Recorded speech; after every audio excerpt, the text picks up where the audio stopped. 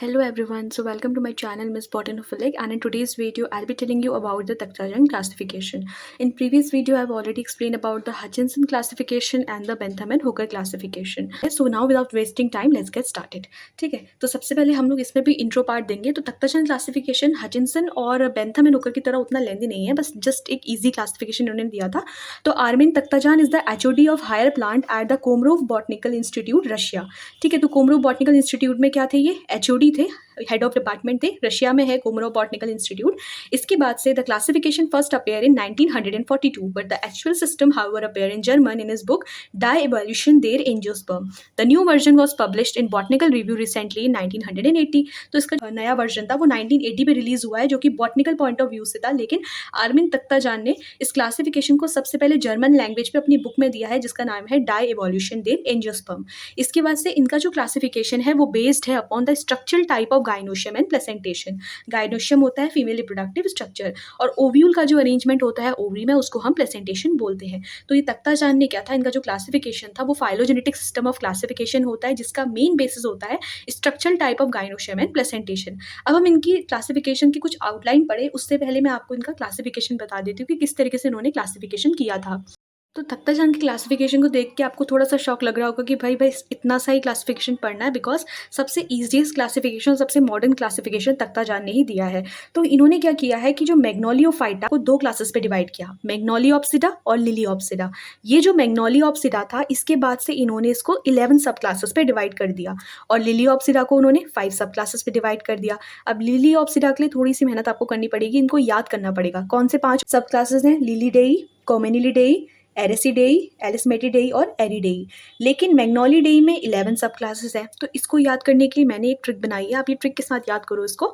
Many नीलम रत्ना का home दिल रोया कॉर्नर अस्सलाम. ठीक है, तो मैनी नीलम रत्ना का, मैनी नीलम, पहले इतना याद करो. मैनी नीलम मतलब मैनी, मैं मतलब हो जाता है मैग्नोलिडेई, नी मतलब होता है निम्फीडेई, नीलम मतलब नीलम्बोनीडेई, रत्ना का, रत मतलब हो जाता है राह, रा मतलब रेननक्यूलिडेई, का मतलब हो जाता है कैरियोफिलीडेई. ठीक है, इतना क्लियर हुआ.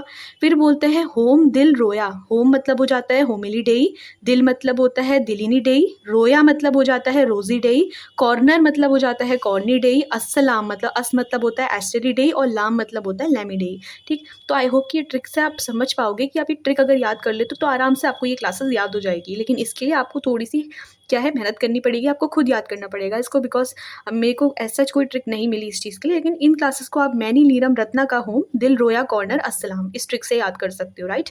इसके बाद से अब हम पढ़ते हैं इसकी आउटलाइन ऑफ क्लासिफिकेशन.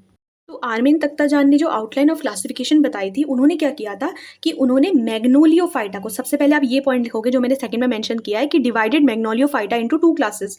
ये 2 क्लासेस कौन सी थी? मैग्नोलियोप्सिडा एंड लिलियोप्सिडा. उसके बाद से आप सेकंड पॉइंट मेंशन करोगे कि जो 2 क्लासेस थी मैग्नोलियोप्सिडा एंड लिलियोप्सिडा, उन्होंने उसको 16 सब क्लासेस में तोड़ा, जहाँ पे 11 सब क्लासेस वर अंडर मैग्नोलियोप्सिडा एंड 5 सब क्लासेस वर अंडर लिलियोप्सिडा. उसके बाद से आप थर्ड पॉइंट मेंशन करोगे कि जो मैग्नोलियोप्सिडा है इसमें डाइकॉट्स आते हैं, और लिलियोप्सिडा में क्या आते हैं? मोनोकॉट्स को उन्होंने रखा था. ठीक है, फिर आप यहाँ पे लिखोगे कि इन मैग्नोलियोप्सिडा उन्होंने क्या किया था, Magnoliales were considered as a primitive order and Asterales were considered as a advanced order, right. फिर लिलियोप्सिडा में आप क्या लिखोगे? In Liliopsida Alismatales were considered as the primitive order and Arales were considered as the advance order.